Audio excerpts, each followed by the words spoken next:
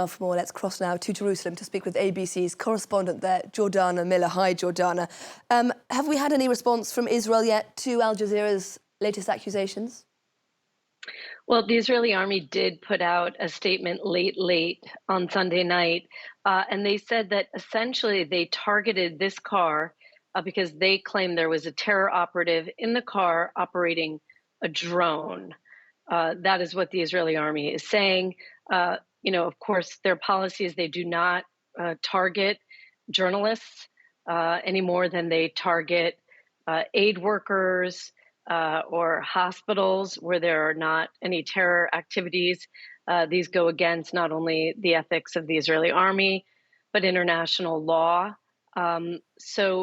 Obviously, this is a great tragedy. There have been really over 60 journalists killed in this conflict, a record number in a short period of time. We just hit the 3-month anniversary. And it speaks to just how dangerous the situation is in the Gaza Strip.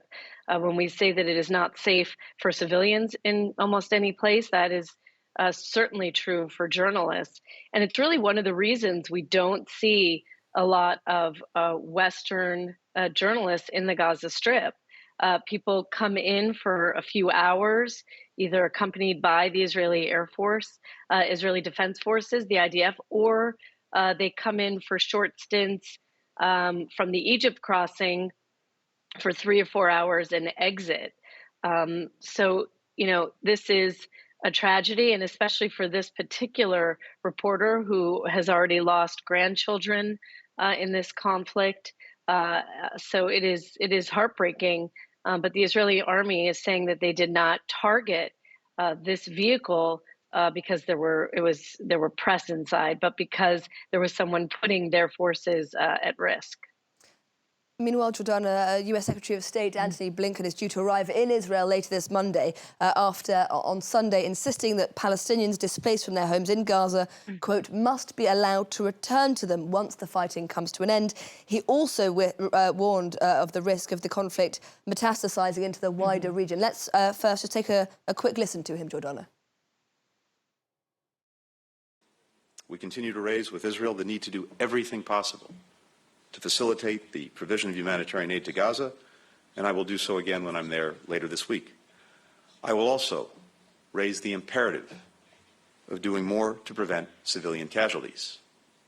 Far too many Palestinians, innocent Palestinians, have already been killed. Antony Blinken speaking there. Jordana, are we expecting Antony Blinken to be taking a tougher stance with Israel when he visits the country later this Monday? I think we can expect the Secretary of State to have some very diplomatically, we call them firm discussions with Israel's prime minister. There's a lot that the United States is unhappy with. Antony Blinken there laid out the first one, and that is the soaring number of civilian casualties. At least in this respect, the pressure from the United States on Israel to really revise its war strategy is intended to save more lives, innocent lives on the ground.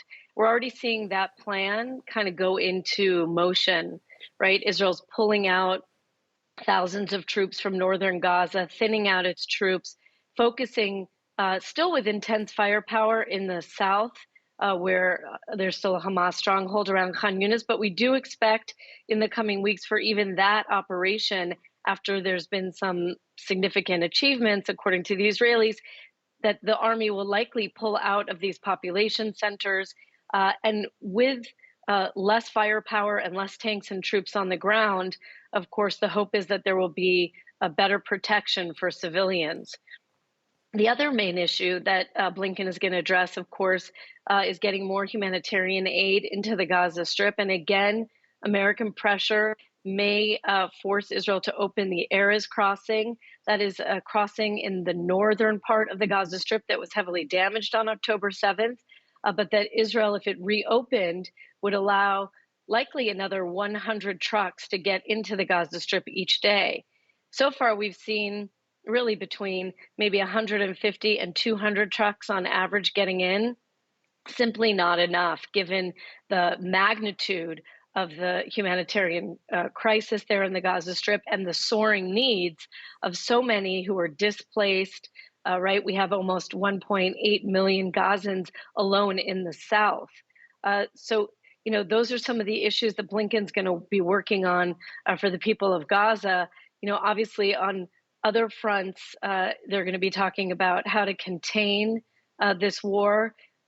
Lots of fears the last week or so since that alleged Israeli assassination of a top Hamas leader that this conflict would widen with Hezbollah entering the war. The Shiite militant group backed by Iran has certainly increased and escalated its attacks on Israel, but so far has not declared its intent to really jump into this war, which would, of course, be a game changer. Jordana Miller in Jerusalem, thank you very much. Thanks.